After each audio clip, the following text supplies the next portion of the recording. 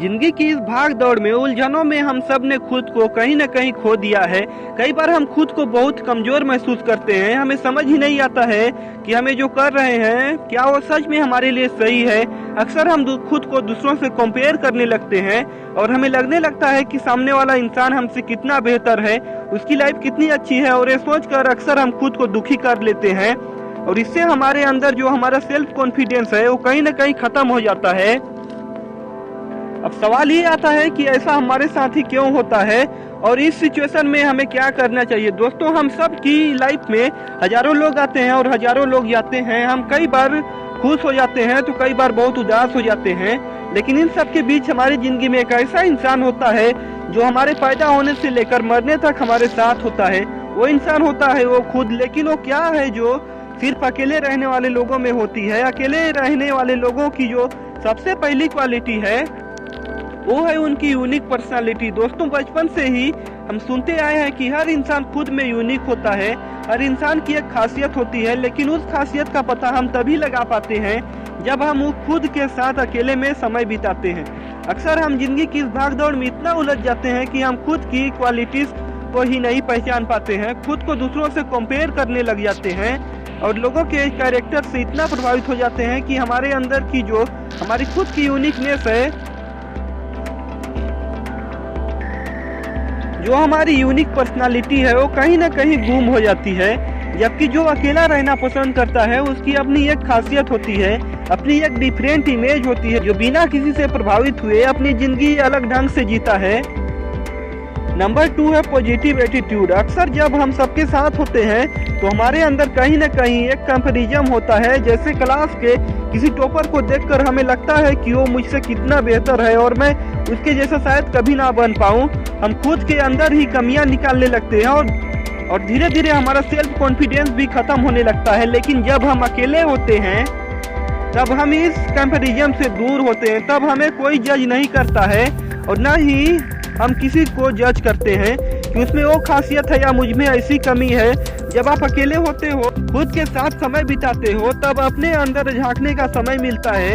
आपके पास पूरा टाइम होता है खुद को जानने का, खुद को समझने का कि मुझ में ऐसी कौन सी खूबी है जो मुझे औरों से अलग बनाती है। तो जब आप खुद को पहचानोगे, अपने आप में अंदर झांकोगे, तो आपको खुद के अंदर एक पॉजिटिव एनर्जी महसूस होगी।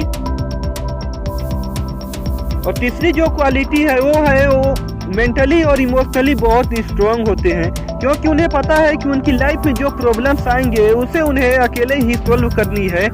वो किसी पर भी डिपेंड नहीं होते, क्योंकि वो जानते हैं कि इस दुनिया में ऐसी कोई भी प्रॉब्लम नहीं जिसका कोई सॉल्यूशन ना हो।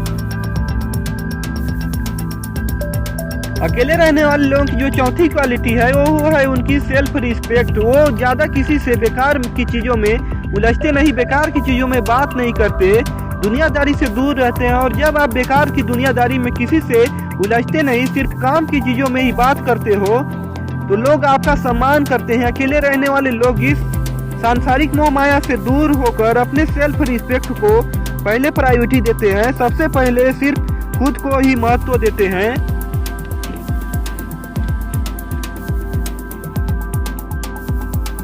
अकेले रहने वाले लोगों की जो पांचवी क्वालिटी है वो है उनका क्रिएटिव माइंड। अकेले रहने वाले लोगों की ये दिमाग को सोचने का टाइम मिलता है। वो इन सभी बाबू सोना की चक्रों से दूर रहते हैं और खुद को एक्सप्लोर करने में अपना टाइम बिताते हैं। और आप देखोगे कि जो लोग अकेले होते हैं उनका सोचने का, किस चीज को देखने का तरीका, नजरिया अलग होता है। उनकी सोच और औरों की सोच में बहुत अंतर होता है। उनकी लाइफ में डिस्ट्रैक्शन कम होते हैं, इसीलिए वो अधिक क्रिएटिव होते हैं।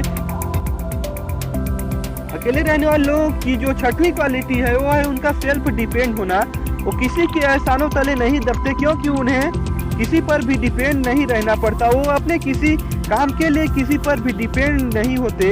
वो अपनी ज़रूरत, अपने काम अच्छी तरह पूरा करना जानते हैं, क्योंकि आज के टाइम पे अगर आप किसी से थोड़ी सी भी हेल्प लेते हो तो वो आपको जिंदगी भर उस चीज को याद दिलाते रहेंगे। यह दुनिया बहुत स्वार्थी है, इसीलिए सेल्फ डिपेंड होना बहुत जरूरी है।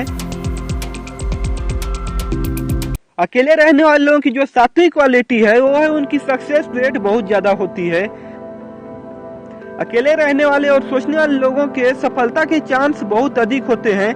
अकेले रहने की वजह से उनको खुद को देने के लिए टाइम होते हैं, उनके खुद के फंडामेंटल खुद के रूल्स होते हैं जिसमें वो अपने लाइफ को अच्छी तरह से प्लान कर सकते हैं। और जब खुद को समझकर कोई बंदा प्लानिंग करता है, जब उसको पता होता है कि मेरी कैपेबिलिटी क्या है, मेरा रिस्क लेवल क्या है, मेरी ज़रूरतें क्या है, कौन सा अचीवमेंट मेरे लिए सक्सेस है, तो जब आप बिना किसी से प्रभावित हुए इतनी सारी चीज़ों को खुद के अंदर कंसीडर करते हुए अपने लाइफ में अपने गोल के पीछे भागते हो, तो उसके सक्सेसफुल होने के चांस ऑटोमेटिकली बढ़ जाते हैं।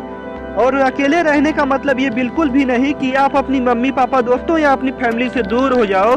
अकेले रहने का मतलब जो नेगेटिव लोग आपकी तरफ हैं, जो फालतू का टाइम पास करने के लिए आपने जो लोगों का सर्कल बना रखा है, जो आप सोशल मीडिया पर रोज हजारों लोगों से उलझते रहते हो, उन सब से अलग होकर अपने टाइम को खुद पर, अपने गोल पर इन्वेस्ट करो। सुबह सबसे पहले उठकर सिर्फ अपने बारे में सोचा, उस टाइम पे आपने किसी दूसरे के बारे में नहीं सोचा, सिर्फ खुद के बारे में सोचा, खुद के अंदर झांका। तो इसको बोलेंगे अकेला रहना। हर टाइम अकेला रहना जरूरी नहीं है, लेकिन दिन में कम से कम 1 घंटा भी आपने खुद पे टाइम दिया, खुद पे एनालाइज किया, खुद के अंदर झांकने की कोशिश की, क्या करना चाहते हो और क्या कर रहे हो।